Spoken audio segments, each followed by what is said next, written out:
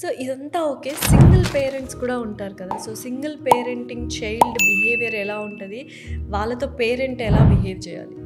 ఇక్కడ ఏ పేరెంట్కైనా తీసుకుంటే రెస్పెక్ట్ చాలా మ్యాటర్ అవుతుంది. ఇప్పటి వరకు ఎవరైతే సింగిల్ పేరెంట్ చేశారో వాళ్ళపైన వాళ్ళు నమ్ముకోవడం ఈ పార్ట్ ఆఫ్ ఈ పేరెంటింగ్ జర్నీలో చాలా క్రూషల్ అని నేను చెప్తాను. బికాస్ ఒకరి మీద డిపెండ్ అయ్యే ఛాన్స్ కూడా లేదు. అవును. ఇప్పుడు 2 పేరెంట్స్ ఉన్నారని అంటే రెస్పాన్సిబిలిటీస్ షేర్ చేసుకుంటాం ఉంటుంది కాబట్టి షేర్ చేసుకుంటాం రెస్పాన్సిబిలిటీస్. కొన్ని థింగ్స్ నేను చేస్తాను, కొన్ని థింగ్స్ నువ్వు చేయాలి అనేది షేర్ చేసుకుంటాం. బట్ ఇక్కడ నో ఆప్షన్. పేరెంటే ఆ సింగిల్ పేరెంటే అన్నీ చేయాలి. సో వాళ్ళ కోసం వాళ్ళు టైం తీయాల్సి ఉంటుంది. డెఫినెట్లీ వాళ్ళు మరి ఎప్పుడు ఒకలా ఎలా ఉండాలి అని అంటే వాళ్ళ సెల్ఫ్ కేర్ వాళ్ళకి చాలా ఇంపార్టెంట్.